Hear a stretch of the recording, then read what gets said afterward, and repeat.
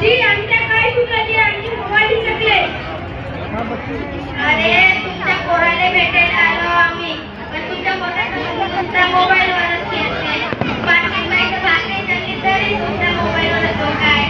आम्ही जेव्हापासून आलो तेव्हापासून सगळ्यांचे डोकं मोबाईलवरच आहे. मोबाईल वापरा पण काही लिमिट आहे की नाही? पाटील तुम्हाला माहित आहे तुमच्या पोराचे डोकं कसे फुटले? काय एकदम